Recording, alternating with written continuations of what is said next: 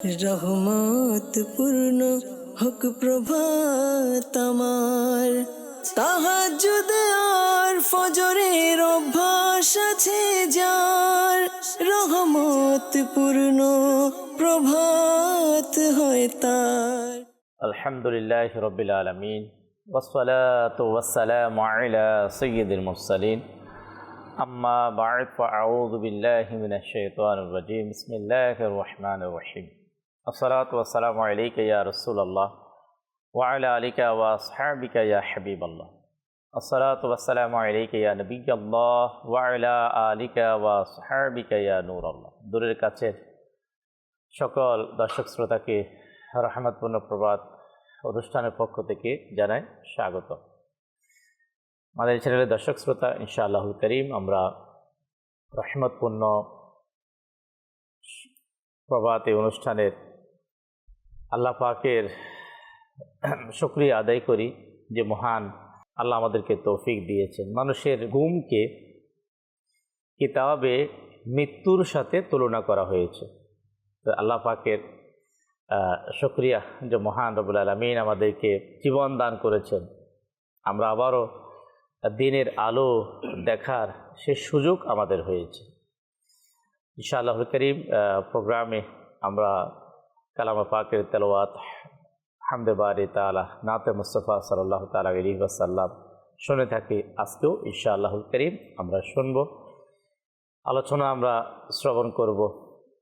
প্রোগ্রামের শুরুতে দর্শক শ্রোতা আসুন আমরা আল্লাহ পাকের সর্বশেষ নবী, আমাদের সকলের প্রিয় নবী হুজুর সাল্লাল্লাহু তাআলা আলাইহি ওয়াসাল্লামের প্রতি দরুদ পড়ার ফজিলত এবং বারাকাত সম্পর্কে আমরা জানব। হুজুর সাল্লাল্লাহু তাআলা আলাইহি ওয়াসাল্লাম এর ফরমানে আলিশান হচ্ছে, যে ব্যক্তি প্রতিদিন সকাল এবং সন্ধ্যা নবী করিম সাল্লাল্লাহু তাআলা আলাইহি ওয়াসাল্লামের প্রতি তিনবার দুরূদ শরীফ পাঠ করবে, আল্লাহ তাবারক ওয়া তাআলা আপন বদনতার দায়িত্বে অপরিহার্য করে নেন ওই বান্দার ওই দিন এবং ওই রাতের গুনাহ ক্ষমা করে দেবেন।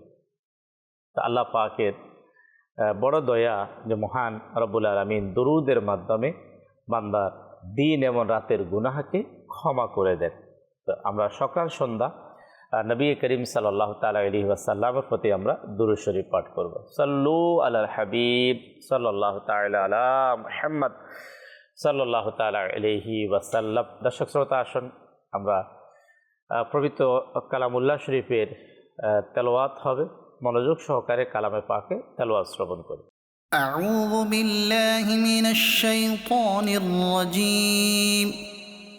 بسم الله الرحمن الرحيم والضحى والليل إذا سجى ما ودعك ربك وما قلى وللآخرة خير لك من الأولى ولسوف يعطيك ربك فترضى ألم يجدك يتيما فآوى ووجدك ضالا فهدى ووجدك عائلا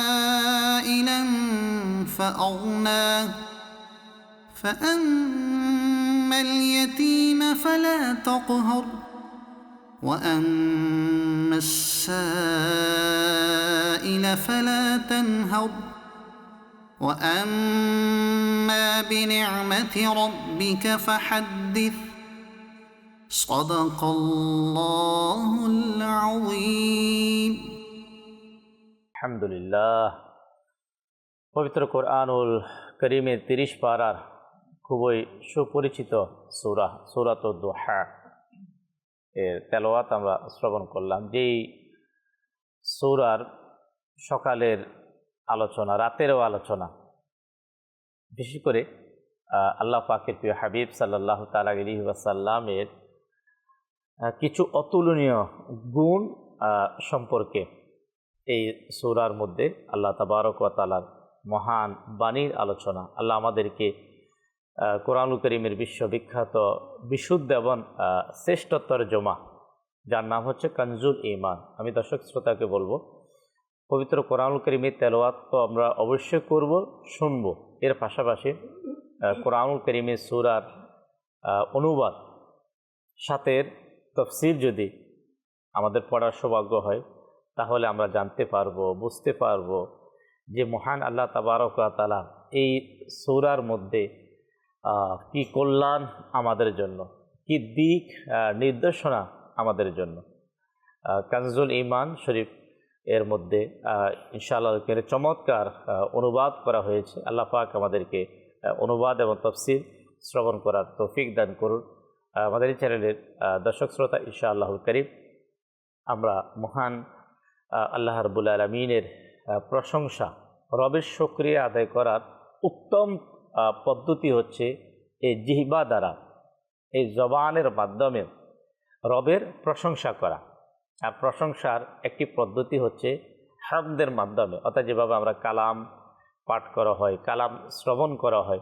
মাদানী চ্যানেলের রাহিমতপূর্ণ প্রভাতী অনুষ্ঠানের একটি সৌন্দর্য আমরা বলতে পারি যে আলহামদুলিল্লাহ এই প্রোগ্রামে নাতখা ইসলামী ভাইয়ের মাধ্যমে আমাদের হামদে বারি তাআলা শোনার আমাদের সৌভাগ্য হয়। আর এর মাধ্যমে রবের যে নিয়ামত কেমন, সৃষ্টিকর্তার বান্দার প্রতি দয়া কেমন, ওই সকল শব্দগুলো হামদে বারি তাআলার মাধ্যমে আমাদের শোনার সৌভাগ্য হয়। আসুন আমরা শ্রবণ করি। আল্লাহু আল্লাহ আল্লাহু আল্লাহ আল্লাহু আল্লাহ আল্লাহু আল্লাহ আল্লাহু আল্লাহ। দেখতে চায় হৃদয় তোমায় সুবহানাহু, করে জিকির শোবে আল্লাহু আল্লাহু। দেখতে চায় হৃদয় তোমায় সুবহানাহু, করে জিকির শোবে আল্লাহু আল্লাহু। ভুলিনি ভুলবো না খোদা তোমায় কবু, ভুলিনি ভুলবো না খোদা তোমায় কবু। মনে প্রাণে খোদা, মনে প্রাণে খোদা, তুমি তুমি শুধু। আল্লাহু আল্লাহু আল্লাহু আল্লাহু আল্লাহু আল্লাহু আল্লাহু আল্লাহু আল্লাহু আল্লাহু আল্লাহু আল্লাহু। বাগানে গগনে আলোচনা তোমার, প্রভাতে নিশীতে আলোচনা তোমার। বাগানে গগনে আলোচনা তোমার, প্রভাতে নিশীতে আলোচনা তোমার। তুমি একক অদ্বিতীয় অনন্ত অসীম, তুমি একক অদ্বিতীয় অনন্ত অসীম। তব নেই অংশীদার, তব নেই অংশীদার, জাল্লা জালালুহু। আল্লাহু আল্লাহু আল্লাহু আল্লাহু আল্লাহু আল্লাহু আল্লাহু আল্লাহু আল্লাহু আল্লাহু আল্লাহু আল্লাহু। সারা পৃথিবী চাই তোমায় পেতে শুধু, আমরা তোমারি বান্দা হে সুবহানাহু। সারা পৃথিবী চাই তোমায় পেতে শুধু, আমরা তোমারি বান্দা হে সুবহানাহু। তুমি পুত্র পবিত্র অনন্ত অসীম, অসীম, তুমি পুত্র পবিত্র অনন্ত অসীম। হে রাহিম রহমান, হে রাহিম রহমান। আল্লাহু আল্লাহু আল্লাহু আল্লাহু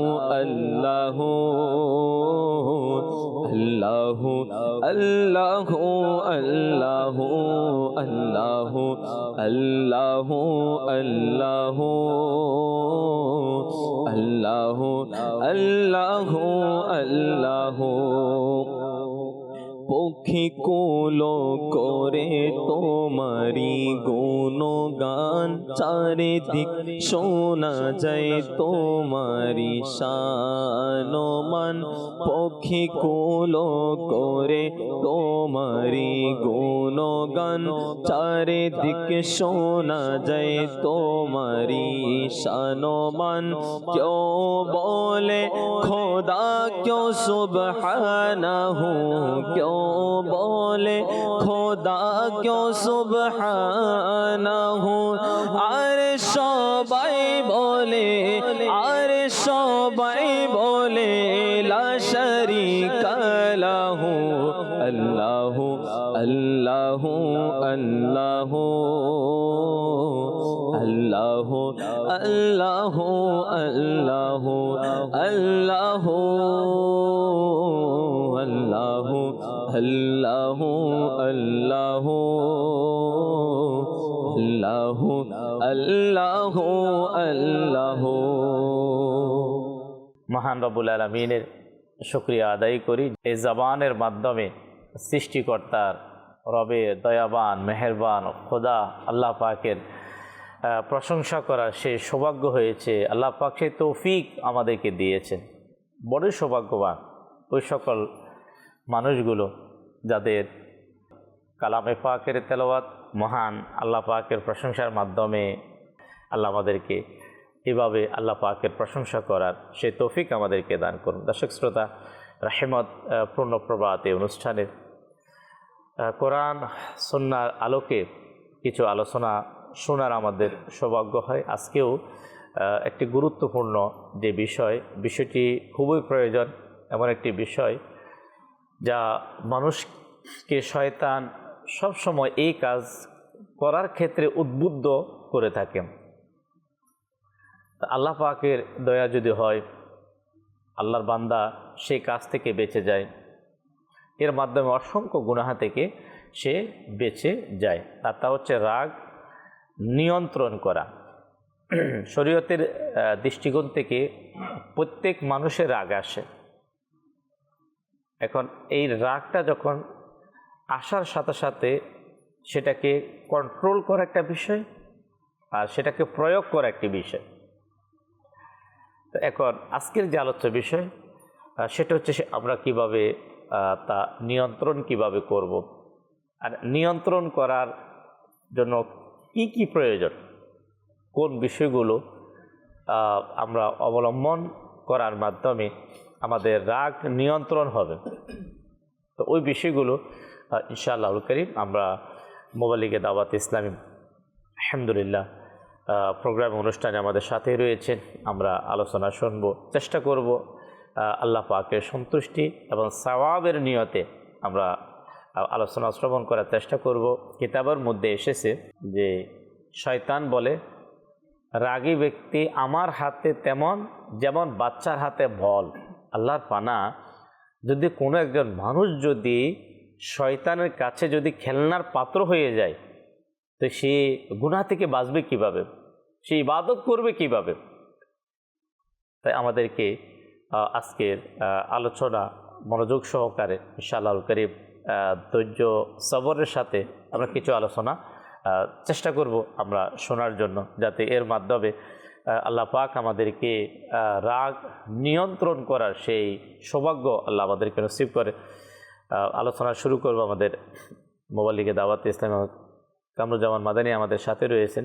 ইনশাআল্লাহ আল্লাহ আমাদেরকে মনোযোগ সহকারে শোনার তৌফিক দান করুন। জি, আলহামদুলিল্লাহ।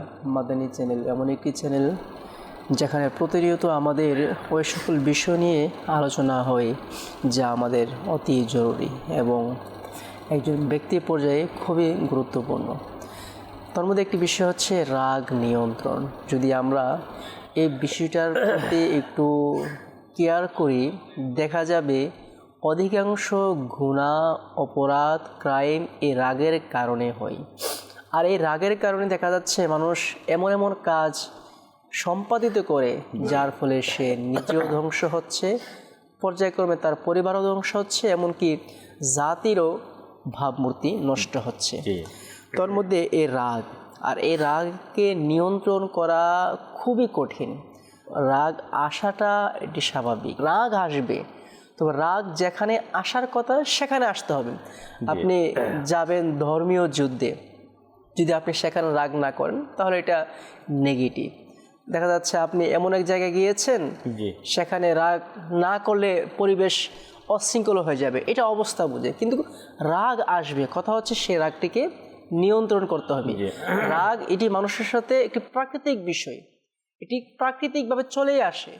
মন খারাপ থাকলে বা নফসের মন মতো কোনো কাজ না হলে রাগ চলে আসে, তো সেটাকে নিয়ন্ত্রণ করতে হবে। আর নিয়ন্ত্রণ করার চিকিৎসার পদ্ধতিও আমাদেরকে জানতে হবে।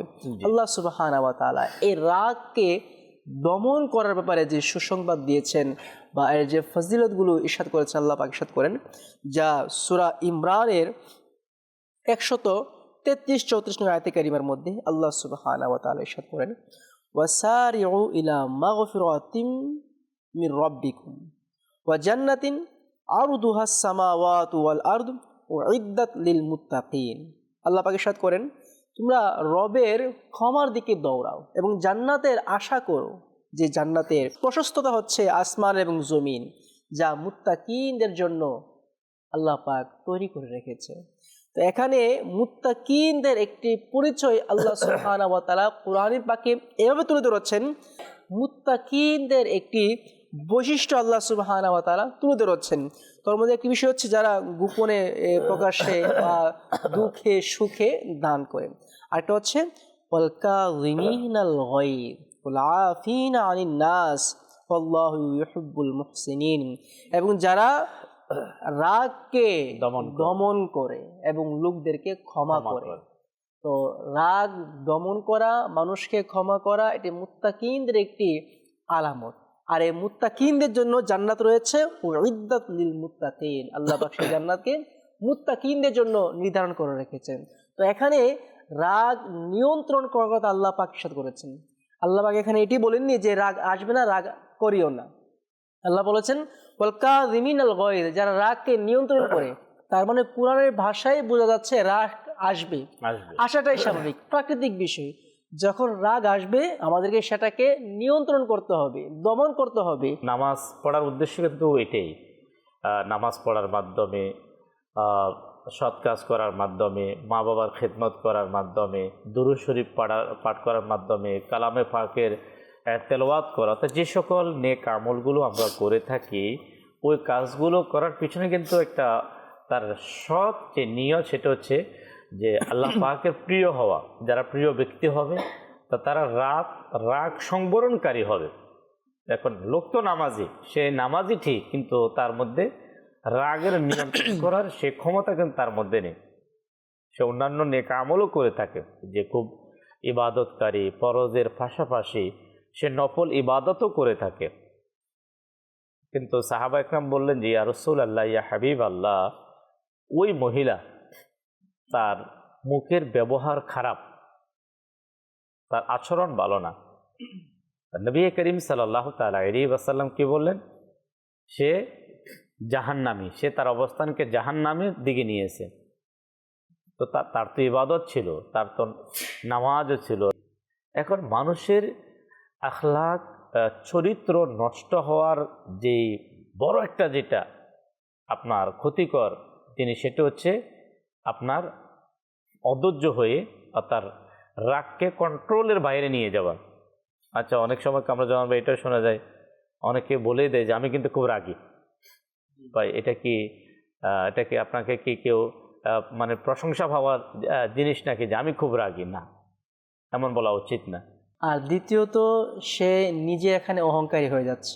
আর অহংকারীর গুনাহ তো আল্লাহু আকবার। আল্লাহ আমাদেরকে হেফাজত করুক ইনশাআল্লাহ করিম। আজকে রহমতপূর্ণ প্রভাত এই অনুষ্ঠানে আমরা রাগ নিয়ন্ত্রণ করার যে পদ্ধতিগুলো আছে অনেকগুলো আলহামদুলিল্লাহ পদ্ধতি। একটা তো হচ্ছে পদ্ধতি যে কোরআন এবং হাদিসের আলোচনা শোনা এবং জানা, এই জানার মাধ্যমে কিন্তু মানুষ রাগ চলে আসলে যখন কোরআনের আয়াতের কথা স্মরণ হয়ে যায়, প্রিয় নবীর বাণীর কথা স্মরণ হয়ে যায়, তখন একটা নিয়ন্ত্রণে আসে। এছাড়াও আরও অনেক রয়েছে ইনশাল্লাহ আমরা আলোচনা শুনবো। চাচ্ছি একটি কালাম নাতে মুস্তফা প্রিয় নবী সাল্লাল্লাহু আলাইহি ওয়াসাল্লামের প্রশংসা ইনশাআল্লাহ করিম আমরা শুনবো। এরপরে আমাদের হাসান ভাই প্রোগ্রামে রয়েছেন, ইনশাআল্লাহ আমরা রাগ নিয়ন্ত্রণ করা সম্পর্কে কিছু চমৎকার আলোচনা ওনার থেকেও আমরা ইনশাআল্লাহ শুনবো, জানবো। এর পূর্বে আসুন আমরা নাতে রসুল প্রিয় নবীর প্রশংসা মাধ্যমে অন্তরের প্রশান্তি ইনশাআল্লাহ আমরা অর্জন করব। জি সাল্লাল্লাহু আলাইকা ইয়া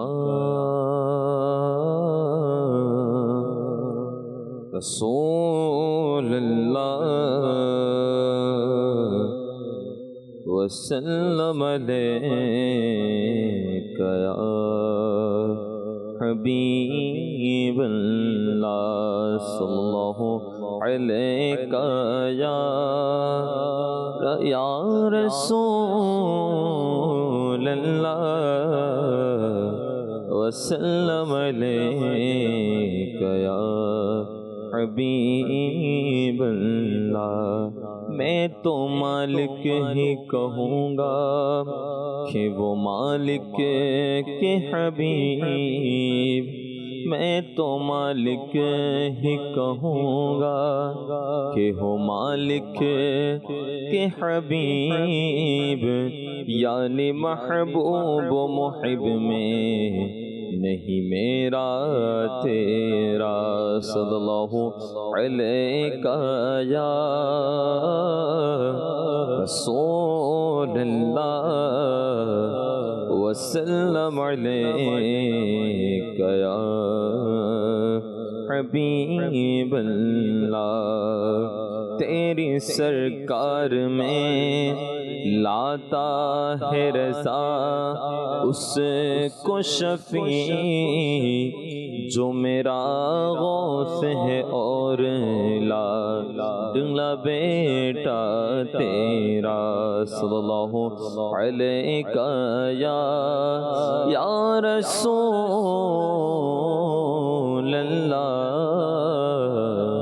वसल्लम अलैका या हबीबल्लाह।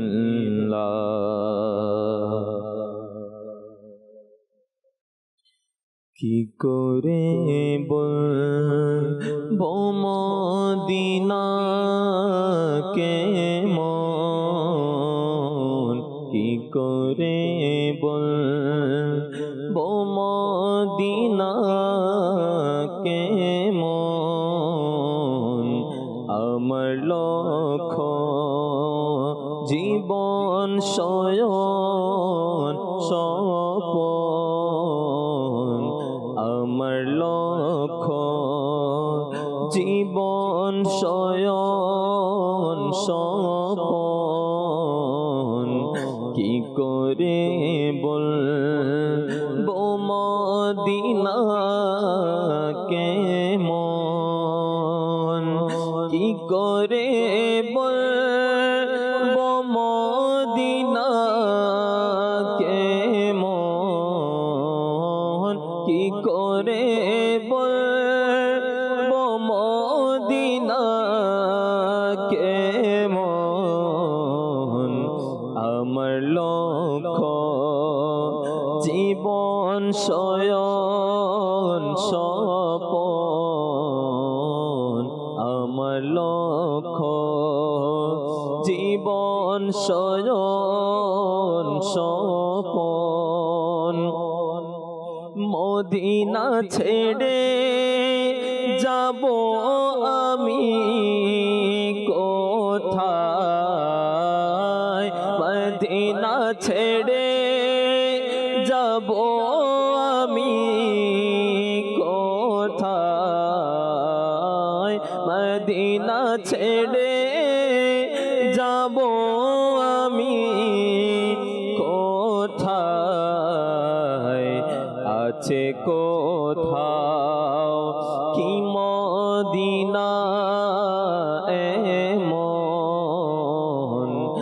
আছে কোথাও কি মদিনা এমন কি করে বলবো মদিনা কেমন আমার লক্ষ্য জীবন শয়ন স্বপন দেখো কেমন জ্যোতি ওই দুটি চোখে দেখো কেমন জ্যোতি ওই দুটি চোখে দেখে এসেছে মদিনা যে নয়ন দেখে এসেছে মদিনা যে নয়ন কি করে বলবো মদিনা কেমন আমার লক্ষ্য জীবন শয়ন স্বপন নেকো আমার বাসনা মনে আর নেকো আমার বাসনা মনে আর নেকো আমার বাসনা মনে আর হয় যেন মদিনায় আমার মরণ হয় যেন মদিনায় আমার মরণ কি করে বলবো মদিনা কেমন আমার লক্ষ্য জীবন শয়ন স্বপন আমার লক্ষ্য জীবন শয়ন স্বপন মন আমার মদিনা কেন জানো মন আমার মদিনা কেন জানো আকা মন আমার মদিনা কেন জানো প্রিয় নবীর প্রেমে বেকুলে মন প্রিয় নবীর প্রেমে বেকুলে মন প্রিয় নবীর প্রেমে বেকুলে মন কি করে বলবো মদিনা কেমন আমার লক্ষ্য জীবন শয়ন স্বপন। দর্শক শ্রোতা, আমাদের প্রোগ্রাম রহমতপূর্ণ প্রভাত এর আলোচ্য বিষয় হচ্ছে রাগ নিয়ন্ত্রণ করা। এই আমরা সকলেই জানি অনেকে পারিবারিকভাবে পেরেশানির শিকার।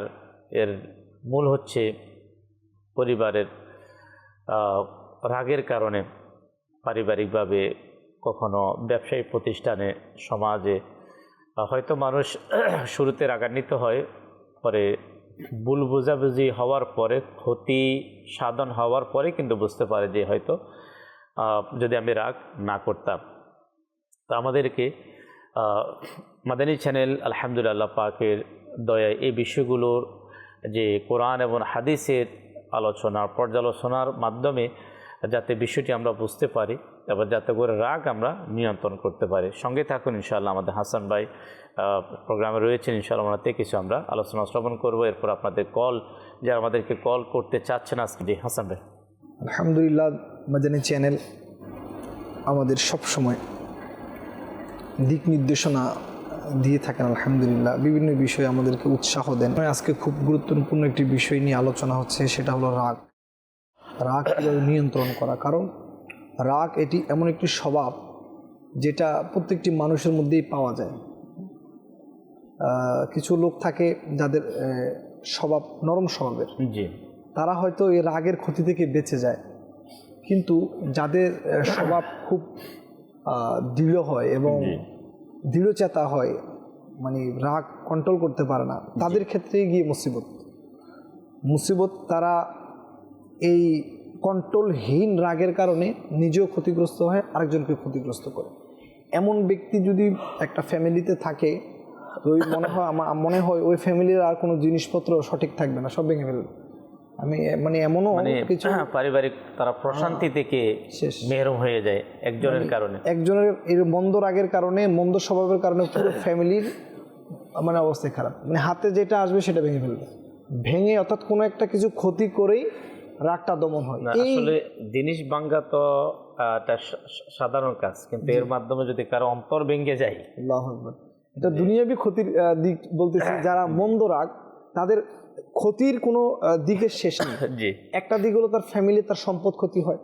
দ্বিতীয়ত যেটা আপনি বললেন যে মানুষের, মুসলমানের দিল ভাঙা, এটা তো অবশ্যই হয়, এবং সে দুনিয়ায়ও অনেক ক্ষতির মধ্যে পড়ে। তো রাগ থেকে, মন্দ রাগ থেকে বাঁচার একমাত্র ওজিফা হলো তাকে ফজিলের সম্পর্কে জানতে হবে এবং এর ক্ষতি সম্পর্কে জানতে হবে। এছাড়া একজন মানুষকে এখান থেকে ফিরিয়ে নিয়ে আসা, একটা লোক ফিরে আসবে, এটা আসলে হয়ে ওঠে না। এজন্য যাদের মন্দ রাগ বা এমন রাগ আছে যে রাগ কোনো ক্ষতি ছাড়া, কোনো মানে একটা গুনাহ ছাড়া মানে থামে না, তাদের অবশ্যই নবী সাল্লাল্লাহু আলাইহি সাল্লামের জীবনী পড়া, সাহাবায়ে কেরাম, আউলিয়ায়ে কেরাম, ইনাদের জীবনী পড়া, এবং আপনি দুনিয়াবি ক্ষতিগুলো যদি তিনি একটু স্টাডি করে, একটু চিন্তা করে যে কি ক্ষতি হচ্ছে আমার দুনিয়াবি, তাও তিনি ইনশাআল্লাহুল কারীম এখান থেকে বেঁচে আসতে পারবে। আপনি যেটা একটু আগে বললেন, ব্যবসার মধ্যে ক্ষতি হচ্ছে রাগের কারণে, সামান্য একটা বিষয় নিয়ে রাগ হয়েছে, তিনি একটু ঠান্ডা মাথায় যদি এটা চিন্তা করতো তাহলে কিন্তু সমাধান হয়ে যেত। ঠান্ডা মাথা থাকলে তিনি সমাধান করতে পারতেন, কিন্তু রাগ হয়ে যাওয়ার কারণে সমস্যা, অর্থাৎ ছোট্ট সমস্যাটা বিরাট বড় আকার ধারণ করেছে। তো আসুন, আমাদের বুজুর্গানে কেরাম এবং আল্লাহ রাসূল সাল্লাল্লাহু আলাইহি সাল্লাম আমাদেরকে কি উৎসাহ দিয়েছেন, কি বলেছেন এই বিষয়ে। শুরুতেই মেয়ে সাদাতের মধ্যে হুজাতুল ইসলাম ইমাম মুহাম্মদ গাজালি রহমতুল্লাহ আলাইহি বর্ণনা করেন, রাগের চিকিৎসার জন্য কষ্ট, পরিশ্রম করা ও ধৈর্য ধারণ করা ফরজ, কেননা অধিকাংশ লোক রাগের কারণে জাহান্নামে যাবে। অর্থাৎ এই রোগকে দমন করা, উনি বলছেন ফরজ, অর্থাৎ এটি সাধারণ কোনো বিষয় নয়। মানে এটার জন্য একটা কষ্ট, পরিশ্রম করে যেটাকে, মানে এটার উপর থাকা, এটাকে কন্ট্রোল থাকা, এটাকে কি বলা হয়েছে, মানে ফরজের করা হয়েছে। আল্লাহ জি, কারণ আপনি যদি এই কন্ট্রোল করতে না পারেন, আমরা এখনই শুনলাম আপনার দুনিয়াবি ক্ষতি তো যদি বাদও দিই, আখিরাতের বিশাল ক্ষতি। এবং ইমাম গাজালি রহমতুল্লাহ আলাইহি বলছেন, মানুষ, অধিকাংশ লোক রাগের কারণে জাহান্নামে যাবে। তাহলে বোঝা গেল এই রাগ, এটি আমাদের ভিতরে এমন একটি অভ্যাস, যেটাকে যদি আমি কন্ট্রোল করতে না পারি, এটা আমার আয়ত্তে না থাকে, তো এই রাগ আমাকে জাহান্নামে নিতে পারে। তাহলে এই জাহান্নামে নিতে পারে এই একটি বিষয়, এমন একটি গুণ, এই সম্পর্কে আমাদের জানা এবং নিয়ন্ত্রণ করা, এগুলোকে কন্ট্রোলে রাখা আমাদের জন্য কত জরুরি, যারা আমরা আখিরাতে বিশ্বাসী। এবং হযরত সাইয়্যিদুনা হাসান বসরি রাহমাতুল্লাহি তাআলা আলাইহি ইরশাদ করেন, তিনি বলেন যে মানব রাগের বশবর্তী হয়ে তোমরা যেভাবে উত্তেজিত হও, তোমাদের এই উত্তেজনা তোমাদেরকে যাতে জাহান্নামে নিক্ষেপ না করে। তিনি একই কথা বলছেন, হাসান বসরি রাহমাতুল্লাহ একই কথা বলছেন, যে রাগ যেন তোমাদেরকে জাহান্নামে না নিয়ে যায়। আচ্ছা, এরপর প্রখ্যাত মুফাসসির হাকিমুল উম্মত মুফতি আহমদ ইয়ার খান নাইমি রাহমাতুল্লাহ আলাইহি বর্ণনা করেন, রাগ নফসের ওই উত্তেজনার নাম যা অন্যদের থেকে প্রতিশোধ নেওয়া অথবা সম্পর্ক ছিন্ন করার উৎসাহ যোগায়। তাহলে সম্পর্ক ছিন্ন করা এবং অন্যের ক্ষতি করা, জি, এই উভয়টি জাহান্নামে নিয়ে যাওয়ার মতো কাজ। এরপর রাগের আর কি ক্ষতি রয়েছে? আসুন রাগের আরও কয়েকটি ক্ষতি সম্পর্কে শুনি এবং নিজেদের মধ্যে ভীতি সৃষ্টি করি, যাতে এই রাগ আমরা কন্ট্রোল অবশ্যই করি, যাতে আমাদের মধ্যে এমন এমন কন্ট্রোলহীন রাগ না আসে যেটার কারণে আমি গুনাহ করে বসি। তো তিনি আরও লিখেন যে রাগ আরও কি কি ক্ষতি করে। তিনি লিখেছেন যে 1, হিংসা। রাগ মানুষের মধ্যে হিংসা নিয়ে আসে। 2, রাগের কারণে মানুষ গীবত করে। 3, রাগের কারণে মানুষ চুগলখড়ি করে। 4, ঘৃণা ছড়ায়। যার প্রতি আপনার রাগ থাকবে তো তার প্রতি আপনি ঘৃণা ছড়াবেন, ঘৃণা থাকবে এটা আপনি সমাজে ছড়িয়ে দিবেন। 5, সম্পর্ক ছিন্ন করা। যার সাথে রাগ হয় তার সাথে সম্পর্ক ছিন্ন করে ফেলা হয়। 6, মিথ্যা বলা। যদি কারোর উপর রাগ আসে, দোষ নেই তারপরও তার দোষ বর্ণনা করা। 7, সম্মান নষ্ট করা। তা যার উপর রাগ হয় মানুষ তার সম্মানও নষ্ট করে থাকে। অপরকে ছোট জানা, গালিগালাজ করা, অহংকার করা, বিনা কারণে মারামারি করা, ঠাট্টা তামাশা করা, নির্দয় হওয়া, চক্ষু লজ্জা উঠে যাওয়া, কারো ক্ষতিতে সন্তুষ্ট থাকা, অকৃতজ্ঞ হওয়া, অর্থাৎ এই সকল মন্দ স্বভাবগুলো রাগের মাধ্যমে একজন মানুষের মধ্যে চলে আসে রাগের কারণে। যখন রাগ চলে আসবে তিনার মধ্যে এই গুণগুলো পাওয়া যায়। তো এই যে গুণগুলো পড়লাম বা শুনলাম এগুলো প্রত্যেকটি জাহান্নামে নিয়ে যায়। আল্লাহ আল্লাহ আল্লাহ আল্লাহ প্রত্যেকটি জাহান্নামে নিয়ে যাওয়ার মতো কাজ। আল্লাহ পাক আমাদেরকে ভয় করার, যে ভয় করে নিজের রাগকে নিয়ন্ত্রণ করার, যে যখন কোনো ব্যক্তির মাঝে আমাদের চ্যানেলের দর্শক শ্রোতা যে এই বিষয়টি থাকবে যে আমি অহংকার করছি অথবা রাগ আমি করছি, যে একদিন আমাকে মৃত্যুবরণ করতে হবে, আমি দুনিয়া থেকে চলে যাব। আজকে আমার একটু শক্তি ক্ষমতা থাকার কারণে আমি রাগান্বিত হয়ে কারো সম্পদ নষ্ট করে দিচ্ছি, কারো পরিবার নষ্ট করে দিচ্ছি। আমার মন চাচ্ছে আমি রাগের কারণে কাউকে বললাম যে আজকে থেকে আর আমার এখানে তোমার চাকরি হবে না, চাকরি তুমি থাকতে পারবে না। এই দেখেন আপনি কাউকে চাকরি থেকে বের করে দিলেন, মাআযাল্লাহ, আল্লাহ পাকের পানা, আপনি একজন নারীকে একটু রাগের কারণে বিবাহ করার পরে আপনি তাকে, যদিও শরীয়তে জায়েজ, দেখেন শরীয়ত যেটাকে জায়েজ করেছে ওটার বিরুদ্ধে আমরা করছি না, কিন্তু এর ব্যাকগ্রাউন্ড কি, একটা মহিলাকে কোনো পুরুষের দ্বারা যখন সে তালাকপ্রাপ্ত হয়ে যায়, তো অসংখ্য নারী এমন রয়েছে যে তার কষ্ট, তার যে পেরেশানি, কেন এটা কার কারণে হলো, এটা হয়তো একজন সে পুরুষ, অনেক সময় মহিলা নিজেই স্বয়ং তার কিছু অমানবিক মানে এমন কিছু ছোটোখাটো, অত বেশি না, কিছু রাগ দেখিয়ে সে সেখান থেকে সে চলে যায়। তো এই ধরনের আজকে আমরা দেখি কিছু উদাহরণ তো আমি দিলাম, এছাড়াও অনেক কিছু এমন রয়েছে। আমাদেরকে আল্লাহকে ভয় করা উচিত, আমরা পৃথিবী থেকে আমরা চলে যাব। তো কিছু কল সামিল করবো, কল চালিয়ে দিন। আমার নাম মোহাম্মদ রাফি। আমি একটি নাতের রাসূল শুনতে চাই, মদিনায় যাওয়ার জানা ইজাজত। জি, নেক্সট কল। আমি বগুড়া থেকে। আমি সবসময় দেখি মাদানী চ্যানেল, খুবই ভালো ভাই। আমি অল টাইম এটাই দেখি, অন্য কোনো চ্যানেল দেখি না, শুধু মাদানী দেখি। আমি মাদানী চ্যানেলটাই খুবই সন্তুষ্ট। আল্লাহ একটা রহমতের চ্যানেল আমাদের দেখতে দিয়েছে। আল্লাহ আল্লাহ, শুকরিয়া আপনার এই সুন্দর শব্দগুলো শুনে। অনেকেই আমাদেরকে কল করেন, কিন্তু যে মাদানী চ্যানেল যে আসলে রহমত, আলহামদুলিল্লাহ আল্লাহ পাকের দয়ায় মাদানী চ্যানেল হওয়ার পূর্বে আমরা যারা মাদানী চ্যানেলের সাথে সংশ্লিষ্ট, মাদানী চ্যানেল ফার্স্ট তো উর্দু মাদানী চ্যানেল শুরু হয়, যে মিডিয়ার জগতে যে এমন চ্যানেল করা সম্ভব এটা কখনো ধারণা ছিল না। যে মানে মাদানী চ্যানেল মানে এটা একটা কোরআনের আসর, মাদানী চ্যানেল মানে এটা একটা মেহফিল, এটা সুন্নাত শিখা, মানে এই ধরনের কিছু হওয়া। আল্লাহ পাক মহান ওলিয়ে কামিল শেখ তরিকাত আমির আহলে সুন্নাত দাওয়াত ইসলামের প্রতিষ্ঠাতা আল্লাহ পাকের নেক বান্দা যারা, তাদের চিন্তা ফিকিরের সাথে অন্য কারো চিন্তার সাথে কি মিলবে না। এটা ওনার দ্বারাই, আমির আহলে সুন্নাতের মতো মহান ব্যক্তির দ্বারাই কি এটা সম্ভব হয়েছে, আলহামদুলিল্লাহ পাকের। জি, নেক্সট কল। মোহাম্মদ হাবিবুর রহমান হাবিব। আমি একটি কালাম শুনতে চাই, সেটি হলো অতি শীতল হাওয়া মদিনারি। অতি শীতল হাওয়া মদিনারে। আল্লাহ আল্লাহ, এই যে শীতল হাওয়া মদিনারে, আল্লাহ পাক তৌফিক দিক যারা সফর করেছে ফজরের নামাজের পরে। মদিনার হাওয়া তো কামরুজ্জামান ভাই আলহামদুলিল্লাহ সর্বক্ষণ, মানে 24 ঘন্টা,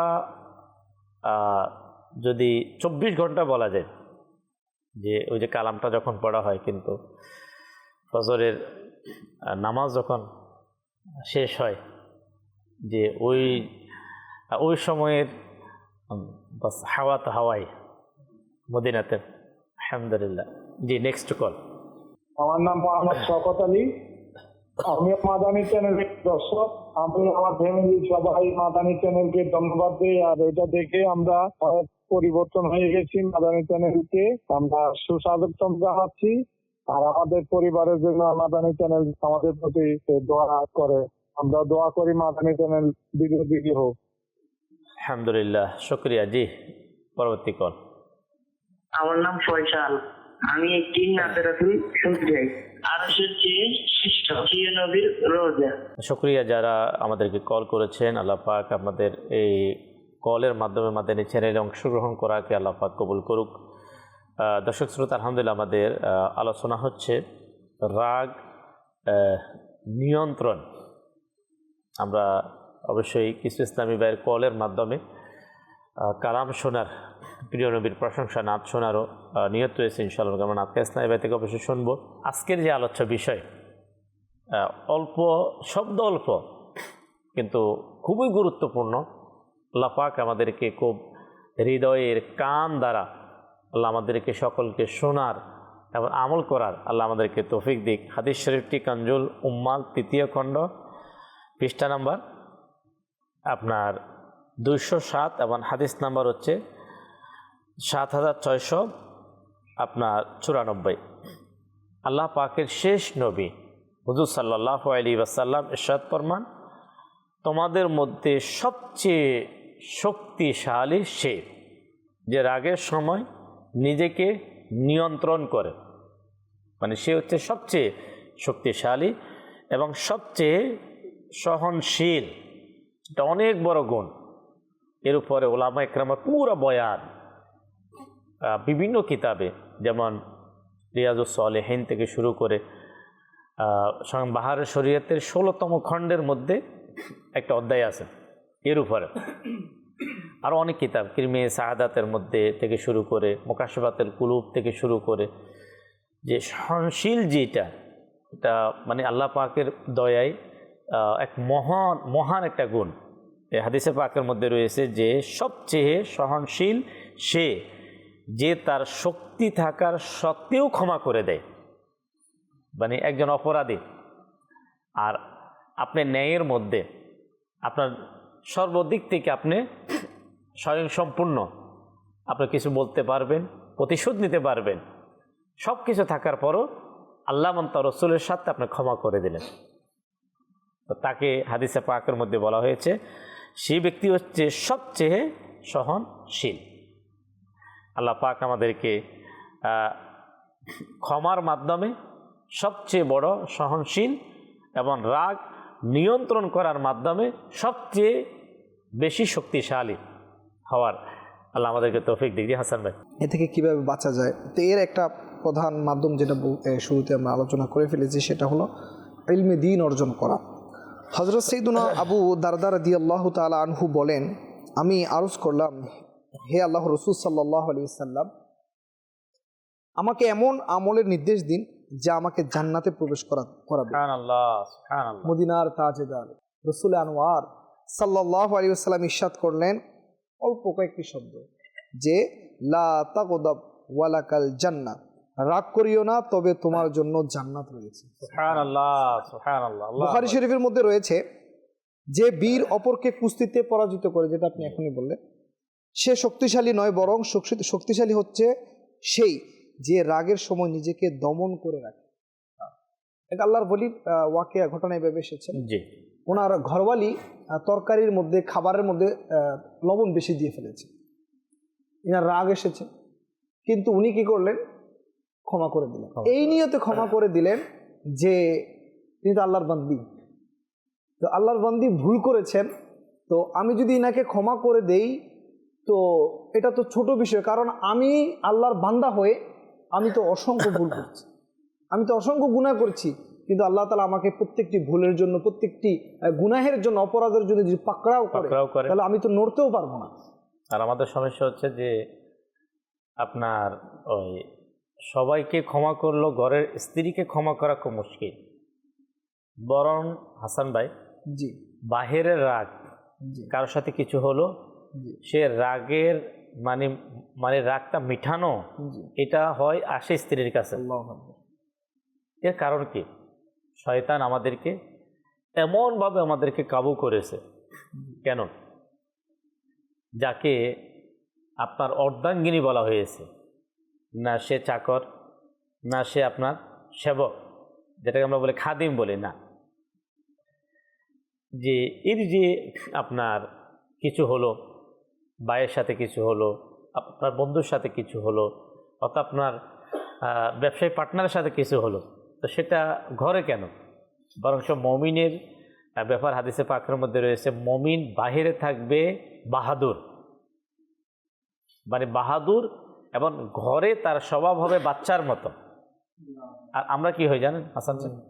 আমরা বাহিরে থাকি বিড়ালের মতো, মানে পুরুষেরা, মানে এখন মানুষের যে কন্ডিশন, আর ঘরে এসে বাঘের মতো, বিপরীত বিপরীত। আমাদের হচ্ছে যে ঘরে আপনার স্ত্রী, সন্তান যারা আছে, তাদের সার্টিফিকেট ভালো হওয়ার জন্য জরুরি। এটা হাদিস শরীফে আছে, মানে আপনি ভালো, আর আপনি আসলেই ভালো কিনা এটা আবার আপনার তেমন কেউ না, ওস্তাদ না, আপনার শাগরিদ না, আপনার বন্ধু না, আপনার পার্টনার, কেন এর সাথে আমরা সময় খুব শর্ট টাইমের, আমাদের রাতের বেশিরভাগ সময় এবং আমাদের দিনের বেশি সময় আমাদের অতিবাহিত হয় ঘরে। আমাদের নিগরানে শূরা, তিনি ওনার এক একটা কথাগুলো গবেষণামূলক, মানে আল্লাহ পাক ওনাকে এমন ব্রেন আল্লাহ ওনাকে দিয়েছেন। দাওয়াত ইসলামী ওয়ার্ল্ড নিগরানে শূরা হাজী ইমরান আত্তারি সাহেব, তিনি যে কথাগুলো বলেন তাই তো পুরো পৃথিবীর দাওয়াত ইসলামী নিগরান হয়েছে। বলেন যে বাপ দুই প্রকার, পুরুষকে উদ্দেশ্য করে বলেন। এক বাপ ঘরে যায়, তো বাচ্চা সব দৌড়িয়ে দৌড়িয়ে আসে, দেখবেন কেউ এ কাঁদে, কেউ এ কাঁদে, অনেক 2-3 জনকে একসাথে বাবা আসছেন। আরেকজন বাবা যখন আসে তো বাচ্চারা লুকায়, কেউ দেখবেন খাটের তলে, কেউ মানে বিভিন্ন স্থানে সে লুকাবে। স্বাভাবিক থাকলেও ওনাকে দেখে উনি পড়তে বসে গেছে ভয়ে, বা কোথাও পালাইছে, লুকাইছে। মানে এই যে এর কারণ কি? দুইজনেই তো বাবা। ওই দুইজনের মধ্যে একজন হচ্ছে এমন বাবা যে বাবার মধ্যে রাসূল পাক সাল্লাল্লাহু আলাইহি ওয়াসাল্লামের আদর্শের গুণ, সাহাবায়ে কেরামের আদর্শের গুণ, মায়া, মোহাব্বত, যে স্নেহ, যে জিনিসগুলা অপেক্ষায় থাকে বাবা কখন আসবে। আর এমন বাবা হওয়া থেকে আল্লাহ আমাদেরকে হেফাজত করুক, যে সন্তান বলবে যে বাবা যখন ঘরে আসবে তখন আমি লাঞ্ছিত হব, আমি অপদস্থ হব, আমার ক্ষতি হবে। আল্লাহ আমাদেরকে হেফাজত আমাদেরকে করুক। আমরা কয়েকটি কালামের ফরমাইশ ছিল, 2টি সম্ভবত, এর কিছু কিছু ইনশাল্লাহ আমরা পঙ্ক্তি শুনবো, এরপরে আমরা ইনশাল্লাহ কামরুজ্জামান ভাই থেকে কিছু আলোচনা আমরা শ্রবণ করব। জি।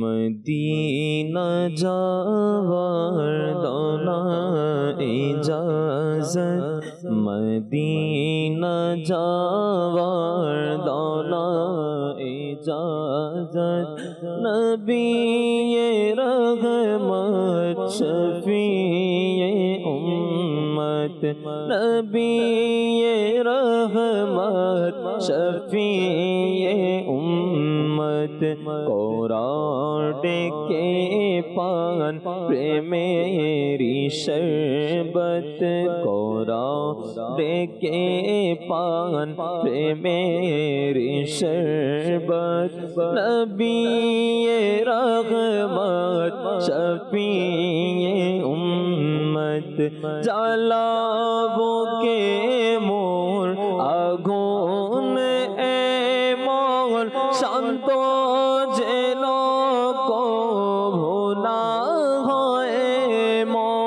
জ্বালাবো কে মোর আগুন এমন শান্ত যেন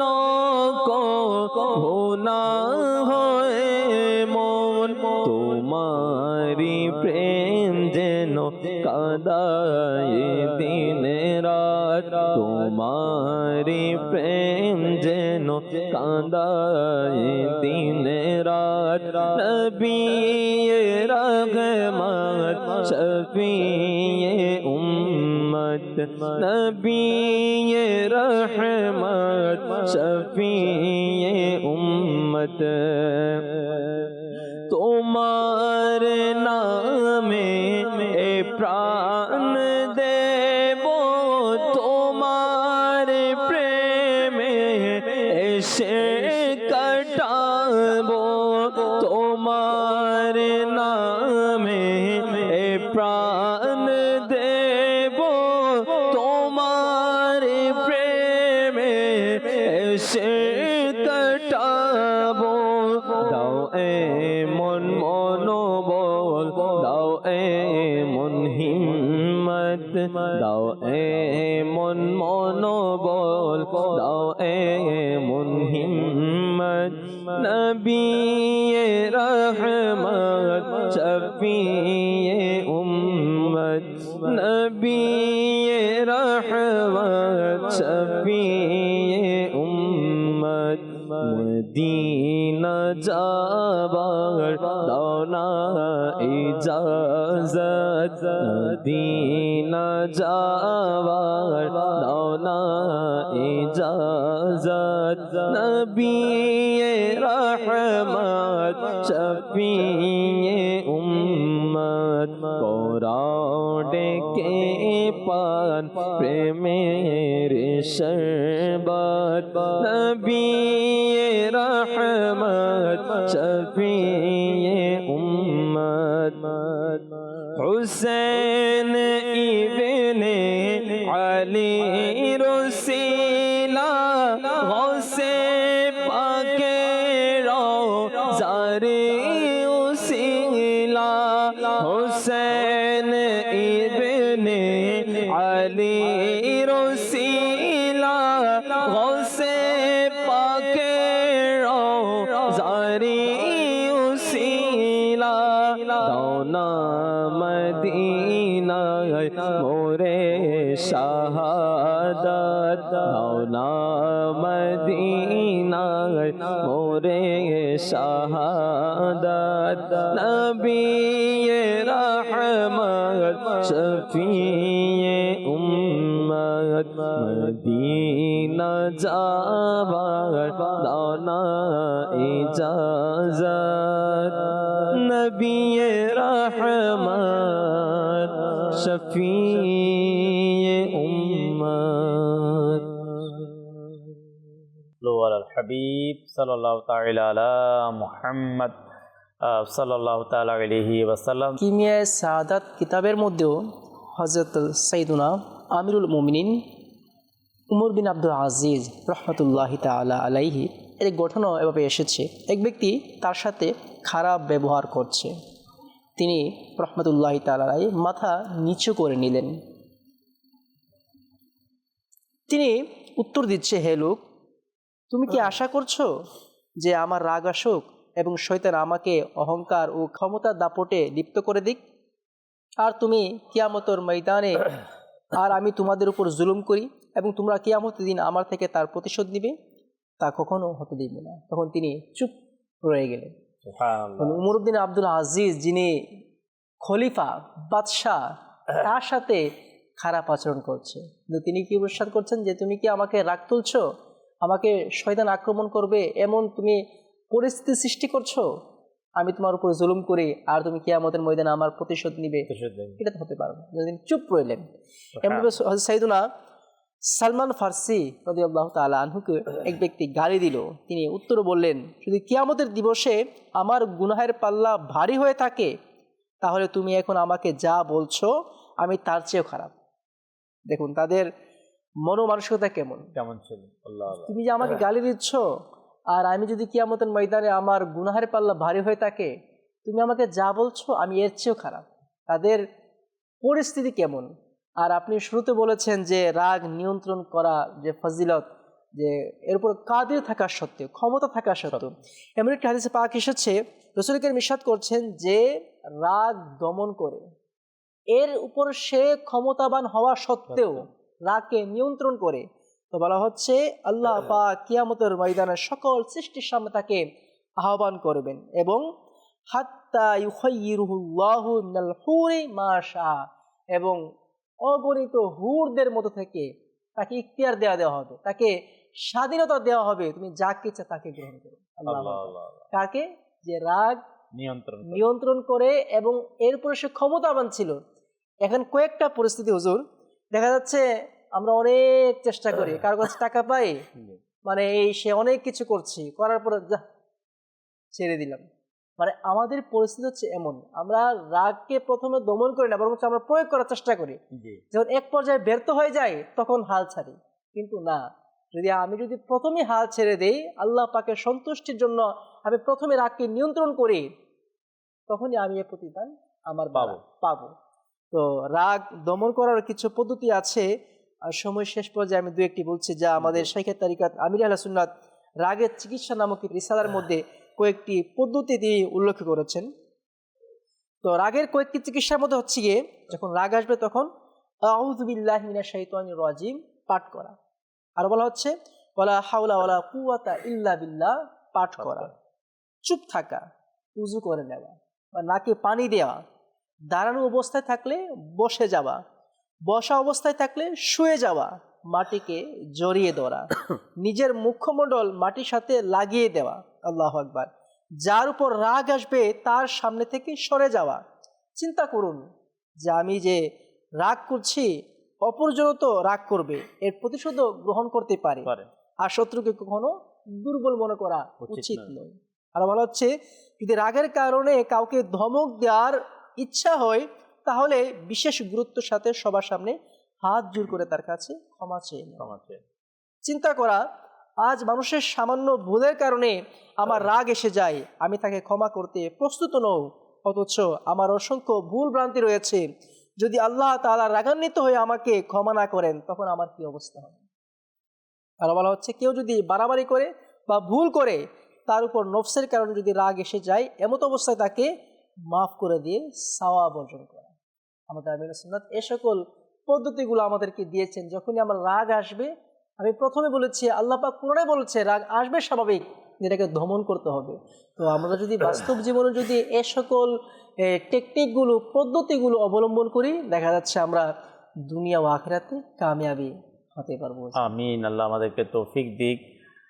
দ্বীনের দায়ী, দ্বীনের প্রচারক, ধর্মীয় ব্যক্তি যারা, বিশেষ করে দাওয়াত ইসলামীর দ্বীনি পরিবেশে যারা দ্বীনি কাজ করতে চায়, তাদের উদ্দেশ্যে শাইখে তরিকত আমির আহলে সুন্নাত দামাত বারাকাতুহু আলিয়া বলেন যে আপনি যদি বাস্তবিককে আপনার দ্বীনি কাজ আপনি করতে চান, তাহলে রাগকে 3 তালাক প্রদান করুন।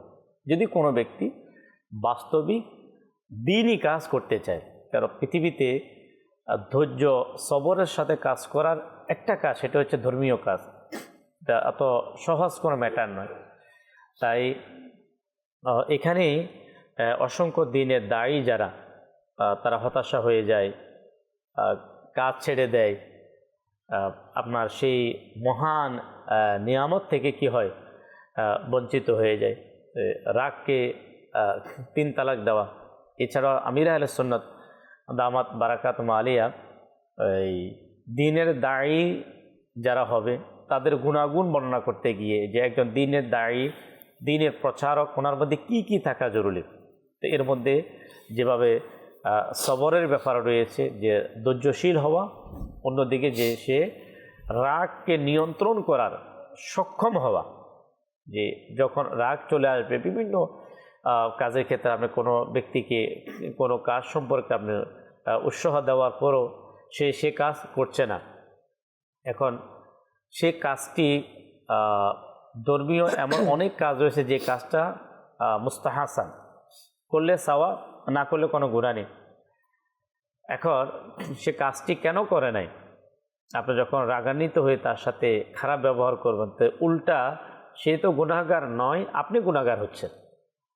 তো এই জন্য দিনের দায়ী যারা, তো তাদের রাগ নিয়ন্ত্রণ করা বেশি জরুরি, তাদের সবরকারী হওয়া বেশি জরুরি। তাই তিনি এত কঠিন শব্দ কথা বলেছেন যে যদি কেউ বাস্তবিক দিনই কাজ করতে চায়, তো সে যাতে করে রাগকে 3 তালাক দিয়ে দেয়, অর্থাৎ রাগ থেকে সে নিজেকে ওইভাবে কী করে কন্ট্রোল করে। তাই আমির আহলে সুন্নাত দাওয়াত ইসলামীর প্রতিষ্ঠাতা নেক হওয়ার জন্য যে পুস্তিকা দাওয়াত ইসলামীর সাথে আমরা যারা দাওয়াত ইসলামীকে আমরা জানি এবং চিনি, তো তারা তো আমরা জানি, তো যারা দর্শক শ্রোতা অনেকে আজকে ফার্স্ট মাদানী চ্যানেলের সাথে হতে পারেন, অনেকে মাদানী চ্যানেল দেখেন কিন্তু হয়তো দাওয়াত ইসলামীর প্রতিষ্ঠাতা আমির আহলে সুন্নাত যে একটি 72 নেক আমল পুস্তিকা দিয়েছেন, যার উপর আমরা আমল করার চেষ্টা করি, যার মাধ্যমে একজন মানুষ নেক হওয়ার চেষ্টা করেন।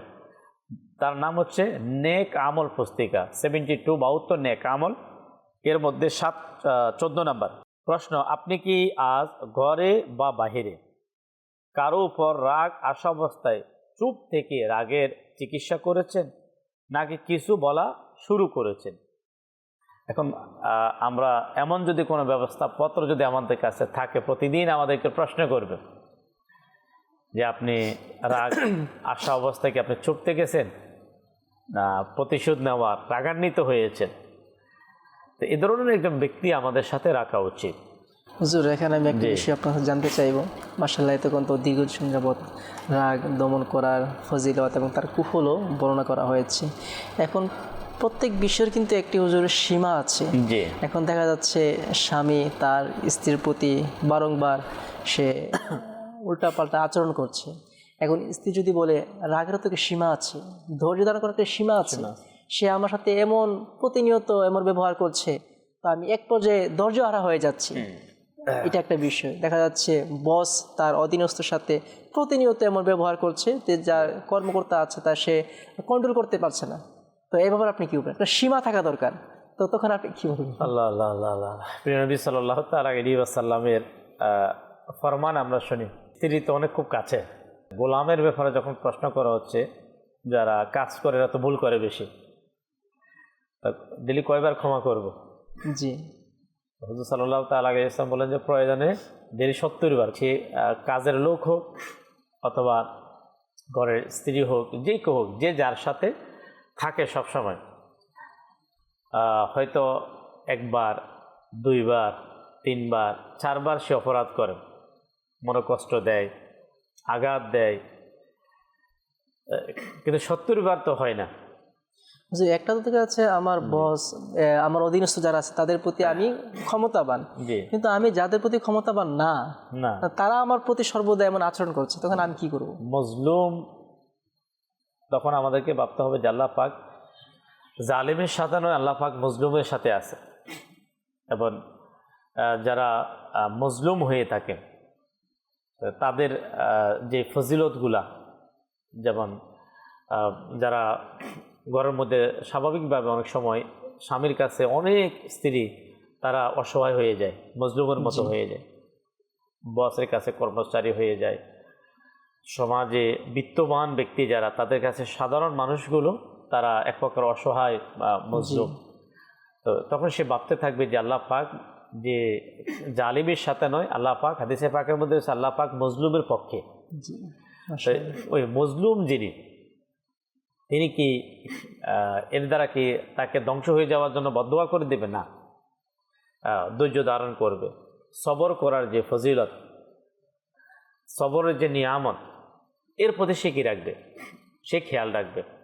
হুজুর সাল্লাল্লাহু তাআলা আলাইহি ওয়াসাল্লাম, যিনি আল্লাহু আকবার, যে সমস্ত সৃষ্টির মধ্যে শ্রেষ্ঠ, আল্লাহর পরে সৃষ্টি জগতে সর্বশ্রেষ্ঠ, সর্বগুণে গুণান্বিত যিনি, তিনি হচ্ছে আমাদের প্রিয় নবী সাল্লাল্লাহু আলাইহি ওয়াসাল্লামের শুধু মক্কার জিন্দেগির। আমরা অনেক সময় জুলুম নির্যাতন তো আমাদেরকে যদি কেউ করে থাকে তাও কম, আপনি পড়বেন, আমি আপনাদেরকে বড় সময় আমাদের একবার শেষ, এখন তা আমরা সালাতু সালামের দিকেও যাব, তাও সময় ওভার হয়ে যাচ্ছে। সেই আলোচনা দিকে যেতে পারছি না, নাহলে আমাদের কামরুজ্জামান ভাই যেটা বলছে এটা পুরো একটা পুরো আলোচনা। তবে এতটুকু বলবো, দাওয়াত ইসলামীর প্রকাশনা প্রতিষ্ঠান মাকতাবাতুল মদিনা কর্তৃক প্রকাশিত সিরাতে মুস্তফার প্রিয় নবী সাল্লাল্লাহু তাআলা আলাইহি ওয়াসাল্লামের মক্কি জিন্দিগি, যেটা এই মক্কি জিন্দিগিতে বিশেষ করে যখন হুজুর সাল্লাল্লাহু তাআলা আলাইহি ওয়াসাল্লাম প্রকাশ্যে দাওয়াত শুরু করেছেন, আমরা একটু পড়ি, আপনি বুঝতে পারবেন না আপনি ধৈর্য কাকে বলে, সবর কাকে বলে, তাওয়াক্কুল কাকে বলে, আর নির্যাতনটা কি। এই বিষয়টা আমি দর্শক শ্রোতাকে আপনি সংগ্রহ করেন কিতাব, আপনি পড়েন, ইনশাআল্লাহ আপনি বড় থেকে বড় জুলুম শিকার হওয়ার পরও, মজলুম হওয়ার পরও আল্লাহ পাকের একটা দয়ায় আপনার মধ্যে ধৈর্য সবর করার সে মন মানসিকতা সৃষ্টি হবে। আল্লাহ পাক আমাদেরকে আজকের যে আলোচনা আমরা শ্রবণ করলাম, রাগ নিয়ন্ত্রণ করার যে বিষয়গুলো আমরা শ্রবণ করলাম, বিশেষ করে কামরুজ্জামান ভাই সর্বশেষ যে কিছু মাদানী ফুল আমির আল সুন্নতের যে পুস্তিকা রাগের চিকিৎসা থেকে পাঠ করে শোনালেন, রাগের চিকিৎসা, এটা সংগ্রহ করুন, আপনি পড়েন। এইটাও যদি বারবার পড়া হয় তা আল্লাহ পাকের দয়ে আমরা রাগ নিয়ন্ত্রণ করার ক্ষেত্রে আমাদের জন্য অনেক আসান হবে। আল্লাহ পাক আমাদেরকে যা শ্রবণ করলাম, আমাদের সকলকে, আমরা যারা আপনাদের ছিল প্রোগ্রামে আলোচনা করে যাচ্ছি, আল্লাহ আমাদেরকেও এর আমলিভাবে আমল করার আল্লাহ আমাদেরকে তৌফিক দিক। আসুন আমরা সালাতু সালাম পাঠ করি। তোমায় লাখো সালাম আকা, তোমায় লাখো সালাম আকা, তোমায় লাখো সালাম আকা, তোমায় লাখো সালাম। প্রিয় নবী সম্মানিত, সর্বগুণে গুণান্বিত, প্রিয় নবী অনিত, সর্বগুণে গুণান্বিত, সম্মানিত গুণান্বিত, সম্মানিত গুণান্বিত, তোমায় লাখো সালাম আকা, তোমায় লাখো সালাম আকা, তোমায় লাখো সালাম আকা। খোদা চাই যে তোমায় কত, তুলনা নেই তোমার মতো, খোদা চাই যে তোমায় কত, তুলনা নেই তোমার মতো। দেখতে লোকে বেকুল কত, দেখতে লোকে বেকুল কত, তোমায় লাখো সালাম আকা, তোমায় লাখো সালাম আকা, তোমায় লাখো সালাম আকা, তোমায় লাখো সালাম আকা, তোমায় লাখো সালাম। সালাতু ওয়াসসালামু আলাইকা ইয়া রাসূলুল্লাহ। সুবহানাকা আল্লাহুম্মা ওয়া বিহামদিকা আশহাদু আল্লা ইলাহা ইল্লা আনতা আস্তাগফিরুকা ওয়া আতুবু ইলাইক। সুবহানাকা আল্লাহুম্মা ওয়া বিহামদিকা আশহাদু আল্লা ইলাহা ইল্লা আনতা আস্তাগফিরুকা ওয়া আতুবু ইলাইক। সুবহানাকা আল্লাহুম্মা ওয়া বিহামদিকা আশহাদু আল্লা ইলাহা ইল্লা আনতা আস্তাগফিরুকা ওয়া আতুবু ইলাইক। সাল্লু আলাল হাবিব সাল্লাল্লাহু তাআলা আলা মুহাম্মদ সাল্লাল্লাহু আলাইহি ওয়াসাল্লাম।